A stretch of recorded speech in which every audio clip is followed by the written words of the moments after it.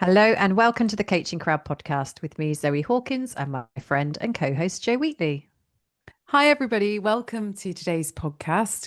It's the third in our series of 6 podcasts where we are taking a podcast at a time to talk about each of our 6 principles of emotions. So today is the turn of principle 3, and that is that emotions are unmet needs. And this principle is about considering the possibility that our emotions are not random or irrational experiences that we have, but instead that they're useful signposts to something within us that isn't currently being met. So a need or a value that isn't currently being met. And so if you give some quick examples of that, it could be if you're feeling frustrated, maybe you have a need that isn't being fulfilled, which is around making progress or growth. Maybe you need clarity because perhaps you aren't currently experiencing that. If you are feeling lonely, that might be giving you a signpost to a need for connection, belonging, physical interaction. If you're feeling anxious, it might indicate a need for safety or reassurance, maybe even predictability. So, hopefully, those examples give you some quick ideas around what we mean by this principle that emotions are unmet needs. This is often one of the popular ones in the program, I think, because it's just easy to grasp and Mm-hmm. easy to understand. And when I say in the program, if you haven't listened to the other two, the 6 principles are the foundations to our Emotions Coaching Practitioner program, which is a CPD program for coaches that enables them to work with clients at depth and work with them on their emotions. And emotions are unmet needs is, I think, a really universally accessible um, principle because I think everybody can connect to a time when they've been experiencing an emotion. So if you just think of a recent time and to inquire into that and into themselves around what did I need in that moment? So what was it that wasn't being met that that emotion was signaling for me? And whilst it may not come immediately, there's often lots of wisdom, I think, in asking yourself or asking your clients those questions. So when we introduce this principle, essentially what we're introducing is curiosity. And when you yourself or a client is in an emotional state or reflecting on something that's been emotional for them, good and bad. I'll talk more about the good as we move on. Um, that whole principle of sitting above the emotion and inquiring into it takes you outside of the emotional experience in itself. So you're already in a more neutral place. And when you're in a more neutral place, you're more able to access your here and now and your wisdom and your sort of adult resourced self to be able to think more level-headedly about the experience that you're having. So it's powerful in a sense that it introduces the concept that look, emotions are valuable, and by engaging the principle and thinking about okay, so if emotions are valuable and emotions are unmet needs, what is the need that I have right now that's not being met? It takes you out of the emotional experience to be able to go into curiosity, which in itself helps to dissipate some of the emotions. So it's just a really useful inquiry to bring to your client work or to yourself. And it can also empower action because rather than, often people won't even talk about how they're feeling. But if they get to the point of talking about how they're feeling, and if you embrace this principle, you start to believe, if you like, that our emotions are valuable sources of insight. And so we're looking for the insight. What is there that can help me, that I can discover? And this very simple question around, what does the anger need? What does the sadness need, or so on? I think often for clients, it's almost like taking a big gulp because it's often something that they haven't given themselves permission to express. And that might be that they need help or that they need clarity, or, it's probably something that doesn't quite fit with their view of themselves or how they want to be. But by asking that question and just gently holding, that space for them to be able to say it, you might just find that they find the courage to be able to get the words out.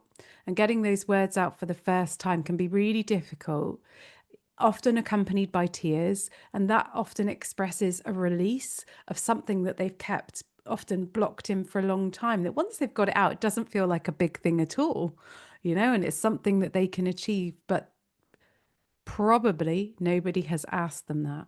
So if you think about, at home in your personal lives, when you feel things, often people will say, oh, I'm sorry to hear that you're feeling that, or it's wonderful that you're feeling that. There's never really any inquiry, generally, because people generally have very quick conversations and they're sort of dealing with their own stuff in their lives. So this principle of around emotions also relates very closely to the first principle, which is that emotions are neither good nor bad.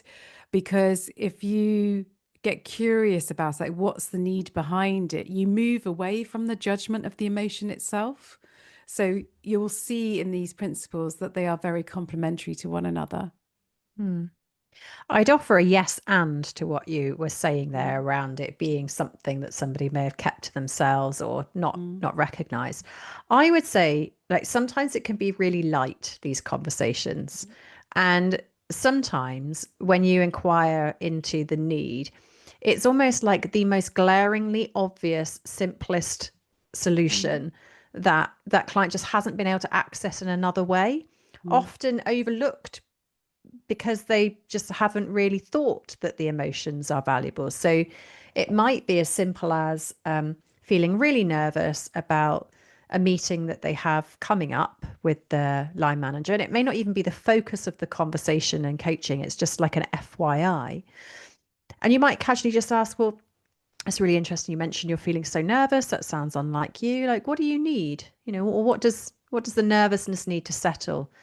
And they might just simply say, "Oh my gosh, like I'd never thought about that.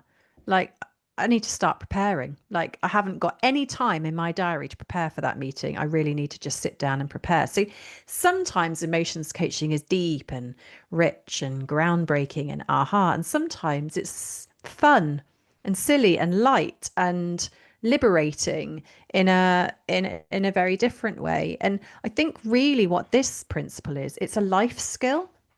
It's a life skill to be able to firstly identify an emotion. Like that's overlooked. Like how many people have the ability to actually go, hang on, stop a minute, what am I feeling right now? Not all, not many. And then when they may recognize that sensation, like, oh, I'm feeling something, then you have to like connect it to an emotion. Okay, so what's that emotion? And you don't have to have the words for it. It may be something you say, oh, I'm just feeling really like blur today. And then once you've got that, you need to be able to ask, oh, so now that I know that I'm feeling something and I know what I'm feeling, what that feeling is, what does that feeling need or what do I need whilst I'm having that feeling? Like it's not as simple as just going, oh, yeah, I have a need, move on. It's like there are several stages to go through, and not all of our clients will have the skills at each of those stages. And so, as an emotions coaching practitioner, you help your client to process the emotion by helping them to develop those different skills and abilities in this space. Yeah, so like you can summarize that as like 3 steps. So helping the client to name the emotion, and that might be, I feel angry. Then it's the inquiry, so exploring what is the emotion pointing to, like what is the need here? And so that could be asking in the ways I've just said, or like you might, if a client's really stuck, you might be able to offer something to get them started. So it could be like respect, fairness, autonomy, and the client might be, oh, yeah, I just feel really unrespected. And if you are offering things in, it's because you've been working with your client, you know what their values are. So you've got an indication as to like what the gap might be. And then the third thing is moving into the action. So that might be how can you achieve the respect that you want, or something around that. So that's a really easy way to be able to put this principle into action, and that's what we're trying to do in these this podcast series around the emotions is to give you some really quick and simple steps that can help bring these principles to life. And you might think, oh, I already do some of that. Maybe you don't do all of it. Maybe you don't do any of it. But what we're suggesting are safe ways to be able to introduce this with your clients. And you can also use this for yourself when you are preparing for a coaching session. And if you actually, pause and think not only about the practical things, but how am I feeling? And do I have any unmet needs that I might want to meet before I enter into this coaching session so that I can be fully present for my client right now, and that I can bring an energy of integrity into the coaching session and the spaces that I'm facilitating. Yeah, and for those coaches who are listening, or for people who've done other work around personal development, you'll see a link here with values and beliefs. And we talk about there being 4 core pillars of coaching. There's goals, which is obviously really important in coaching, around what does the client want to achieve.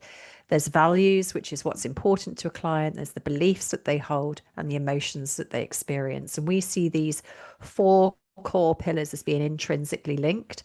And you'll know from previous podcasts or coaching education that when we help a client to identify their values and their values aren't being met, that can give rise to emotional experiences. So, for example, in the workplace, if you're feeling bored or unfulfilled, it might give rise to a need around more challenge, for example, in the role.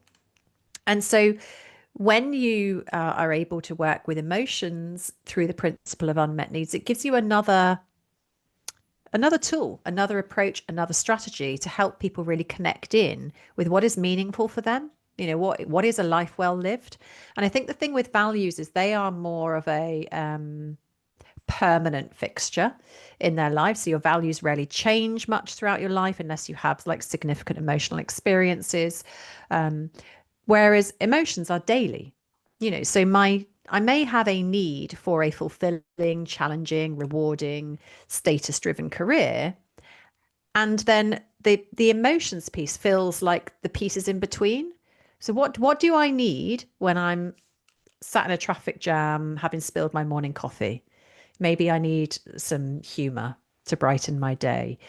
What do I need when I'm feeling particularly stressed because I've got a really big project on? I need space. I need thinking space. So these are life skills and coaching strategies that you can help to introduce to your client to really just build the range of coaching that you can do and the ways that you can help your client to grow and develop. And it can help to shift perspective from, rather than, clients, coachees thinking that this emotional experience is something that I need to fix within myself, to feeling open to the idea that, oh, this is really great that I'm feeling whatever the emotion is, because that's signposting a need to me. And if I can meet that need, then I'm going to, progress and go on to that. And so it can help to, I think, install a feeling of being more in control, which is often an underlying feeling that people want to have. So that rather than feeling like they're controlled by their emotions that can hit at any time, actually there is a different relationship with their emotions. And I think one of the signs of success of this, with clients, can be when clients will tell you as the coach. So they'll be like, rather than saying, like this might start saying, oh, I feel anxious, I feel stuck, I'm so caught up in this, and etc. etc. Let's go 2 sessions down the line, or at the end of that session, when they're sharing with you, I'm noticing that I'm feeling anxious about this. That tells me that I need reassurance and I need to do some preparation around this. It's a very different physical experience, actually, somatic experience for the client, and you listen to the tone of the voice and you'll hear that it's moved from, voice verging on, quavering or quivering, whichever was the right word there, through to there's like a solidity and a confidence and a calmness in it. So that's wonderful. We want our clients ultimately to be able to, they're demonstrating them what they've learned, how their relationship with their emotions has shifted during that time. I was on a live call this morning with one of our latest cohorts of emotions coaching practitioners, and Several people were sharing in the comments. We check in about various things, and this time we were just checking in around impact. And so many people shared that this work, these principles alone, have been life changing for them. And I think it's as you described there, Joe, like understanding your emotions makes them less random. I think you opened the podcast, didn't you, by saying they are not random, strange things that happen that we have no control over. They are valuable signals for change. And I think many of us are afraid of our emotions, and we block them, we sweep them under the carpet, we hide them from others, we deny feeling them, and that creates all kinds of behavioral problems that impacts our relationships, impacts our sleep.